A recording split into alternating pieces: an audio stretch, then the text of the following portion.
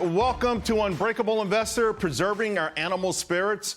In this hour, I will connect the dots to explain how this nation, rooted in the Protestant work ethic, which by the way became the American work ethic, empowers our animal spirits. And these spirits, they thrive under the banner of freedom that was envisioned by our founding fathers in the Declaration of Independence and later ratified in the Constitution of the United States.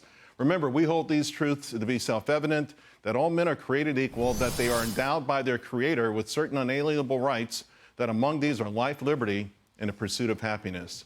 You know, the beauty is that in pursuing those things, we also have the right to fail and the ability to get up and try again. So later in the show, I have Victor Davis Hanson, and I'll discuss the can-do spirit that allowed this upstart nation to pull itself up by the bootstraps and catapult above the rest of the world. But first, let's talk about animal spirits, right? Whenever I'm considering buying a stock to own long-term, I always begin my research with the founders of the company. I investigate their history, their personal lives, and I gotta be honest, it is very rare to find a company that's lasted or thrived, let's say for decades, where someone didn't start off with a lot of moxie and a whole lot of scars before they hit this stride. Now, to me, that's animal spirits. And I'm sure you've heard the term animal spirits before, and it means different things to a lot of people. It also has various meanings in the world of economics. Animal spirits are woven into the success of scrappy upstart, our scrappy upstart nation, which of course was forged through rebellion and wise enough to become a republic. But I do want to clarify one thing first, that we should not confuse animal spirits with John Belushi's character in the classic Animal House, okay? Now, yeah, that's the kind of animal spirits they got in America. That's how we became right after we got trillions of dollars in stimulus. We were like John Belushi. But what did it get us? Runaway inflation that to this day is crushing American household budgets and busting a whole lot of dreams of things like home ownership or even owning stocks. That was the exact opposite of the animal spirits that guided our nation's success.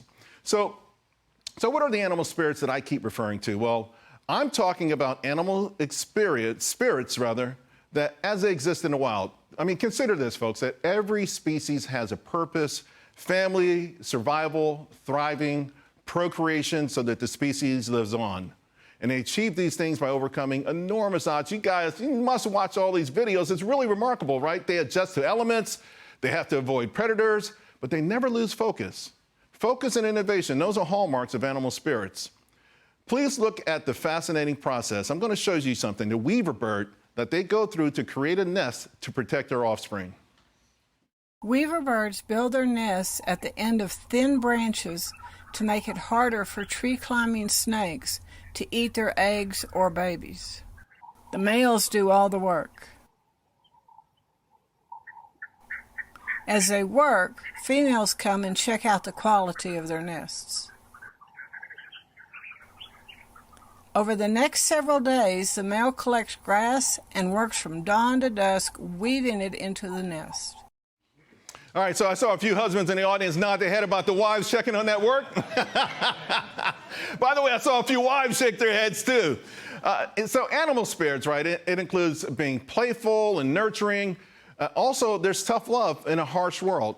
They have innate rules that guide their existence throughout time. They pass that along through DNA, but also through observation. And we admire these animals in part because we know that every day is life or death. We also admire another kind of animal, our domestic animals, our pets. Let's face it, pets, they're now considered to be members of the family. And while there are more cats out there as pets than dogs, more dogs are in more households. Now, remarkably, all pet dogs are descendants of gray wolves. And here's the thing, it's really fascinating. Scientists have studied the DNA of 85 dog breeds, and essentially they found that the genetic similarities just clustered them in 4 categories. For instance, the Pekingese and the Chow Chow, they're descendants of wolf-like dogs, and pugs and poodles are herders. Dachshunds and Chihuahuas are hunters, of course. You know those Chihuahuas, right? And the miniature bull terrier is from a line of Mastiff-like canines. And I bring this up because I love the Westminster Kennel Club show. The dog show, it's absolutely phenomenal. Especially, I love learning about the dog's original breeding and purpose. And it's always fascinating to hear Michael LaFair explain their origins in a job description for which these dogs are bred. And with that, ladies and gentlemen, I want to do that for you. I want to present now the first Fox Business Dog Show. And let's start with French Bulldog. I'm going to try to do this in my best Westminster voice. French Bulldog, ladies and gentlemen, Carl. Let's bring in Carl with his owner, Cat Timph. The French Bulldog has a common ancestor with the Bulldog. Look at that. Initially bred in the UK for traditional blood sports like bull baiting, which was banned in 1835, the French Bulldog was an everyday companion of lacemakers in England when the breed was exported to France, where it became wildly popular in Paris. In 2020, the breed was second most popular in the UK to fourth in the United States. Fun trivia.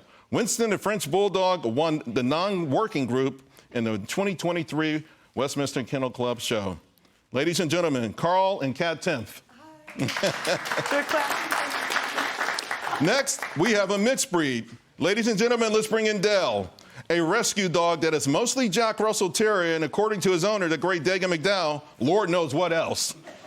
Jack Russell Terrier, named after Reverend Jack Russell, an avid hunter who developed the breed in the 19th century England to hunt foxes. In 2013, a New York Times article noted that Russell Terriers, once known for hunting, are now known for their humor. Next, let's bring in Grace. Let's bring in Grace with her owner, Wall Street and broadcasting legend, Larry Kudlow, folks. Grace is a Stallion Terrier created in the mid-1840s with a single goal.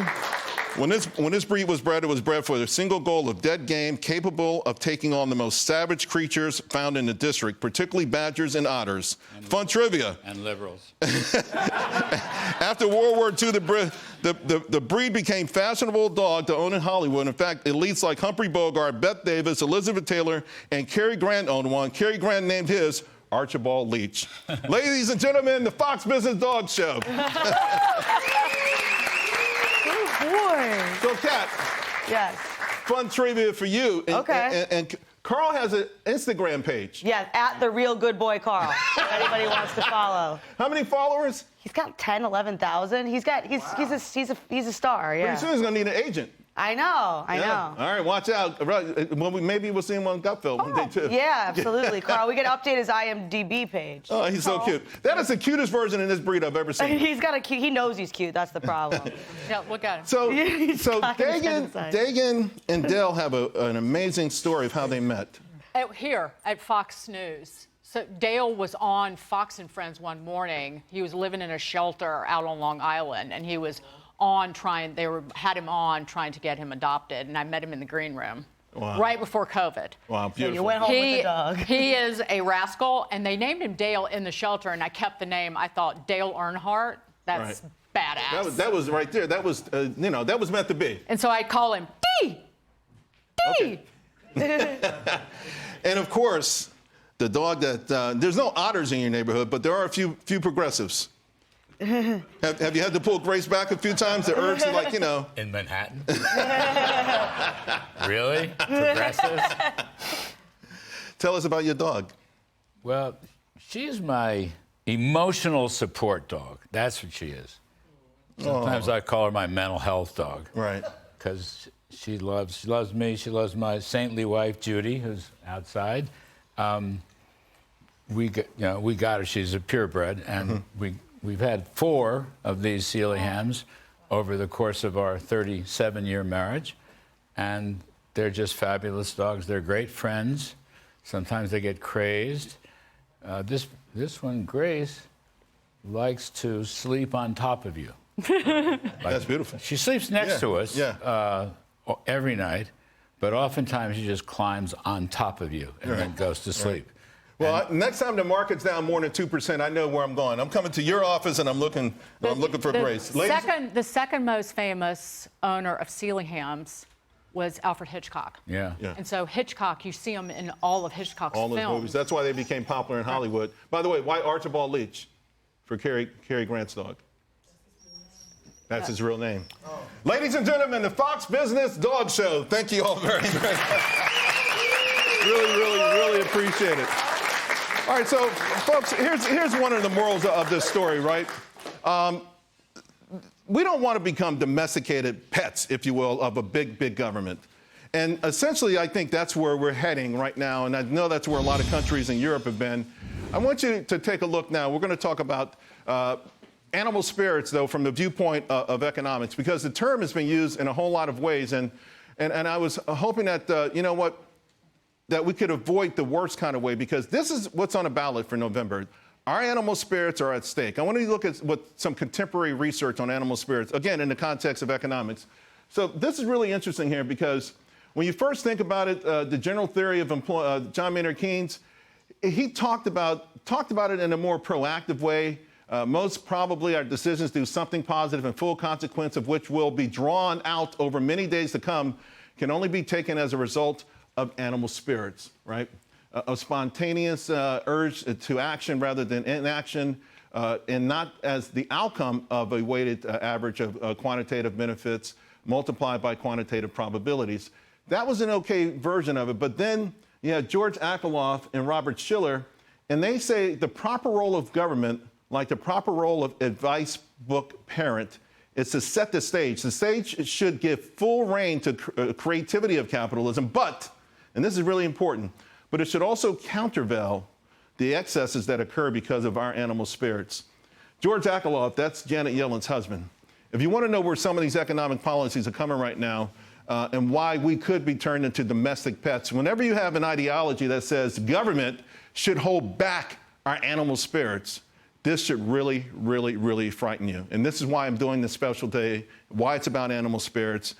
Listen, like computers, cross-country travel, medicines that prolong life, this whole big AI boom that's the reinvigorated space mission, it's working right now. It's really, really working. And when Shiller talks about this kind of thing, right, because he also talks about a sort of sense of trust and fairness, as you know, it's madness, really, because what they're talking about is the antithesis of animal spirits. This is not animal spirits to hold it back.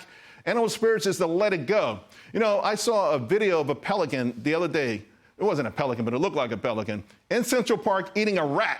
I mean, so the bottom line is, yeah, in the real world, in business, in real life, it's dog eat dog. I mean, think about this, right? I want you to think about some of the big stories just recently in the market. Intel, the undisputed champ of the semiconductor world for a long time. In fact, at the top market cap of any stock in the late 1990s, $500 billion a share back in August of 2000. This is how much the stock is worth.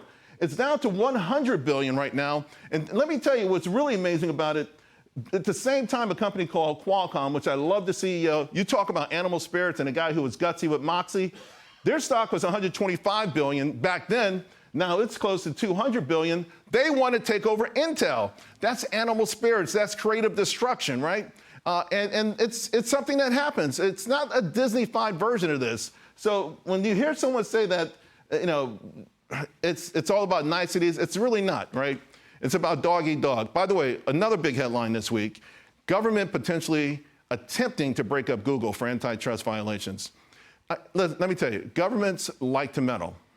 But this administration has been steadfastly focused on picking winners and deciding who the losers are going to be. And again, this is supposed to be a free market.